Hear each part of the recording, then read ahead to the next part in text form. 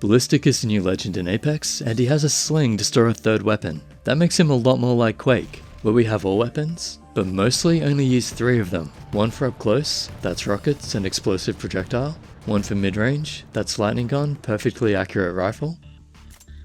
And one for long range, that's railgun, an instant hit sniper weapon. Now, the sling weapon can't take attachments, but during his ultimate, it gets upgraded to gold. But that's not all. If it's a weapon that has another ability, it gets that too, and it auto reloads it as soon as you use the ultimate. That means you can run in, empty the mag, use the ult, which is faster than reloads, and then have the weapon reloaded.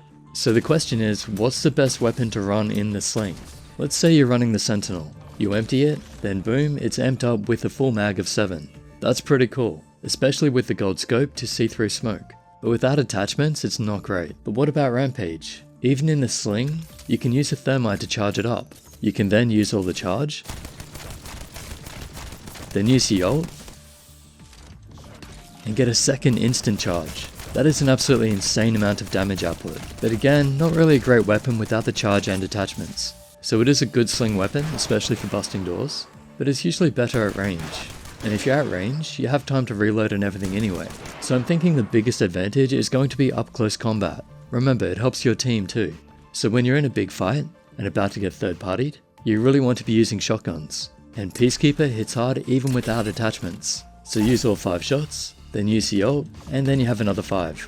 And because it's gold, you can slide with it to reload it, but that's only 1 by 1. Look how fast the reload time is. I think you're better off just reloading it. Get the full 5. R99 is another good close range weapon. Even without attachments, it's solid. It's good for finishing someone off. But because you have infinite ammo with the ultimate, you won't need to carry much extra. So you could just burn through the mag a couple of times, use the ult, then go crazy. But the R99 reloads pretty quickly anyway, so I'm still more inclined to go with the Peacekeeper, which has a really bad reload time on its own. The Mozambique might be alright too, but I'd prefer the Peacekeeper.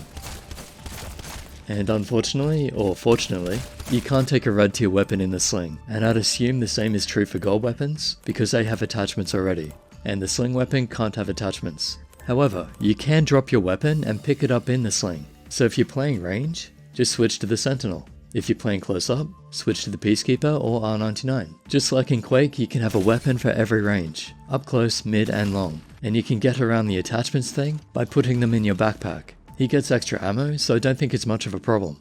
So I'm thinking the best loadout is going to be Sentinel for long range, R301 Flatline or Nemesis for mid range, and Peacekeeper for the main sling weapon up close. And then you just make sure you have his ultimate ready for long range or close range battles. So you always have a way of countering bang smokes, or caustic gas. Okay, I only just messed around with this a little bit today, but as always, we'll probably find new ways of doing things later. And it will be interesting to see which loadouts people run. You could have 3 R99s, but again, the reload is so fast, it's not worth switching weapons. Either way, I'm pretty sure this legend will feel very broken in fights. He'll be an absolute menace at close range, especially if both he and Maggie have shotguns out. So I hope that helps. Good luck going against this guy. Use your links below if you want to help support what I do. Sub, like and share. Catch ya.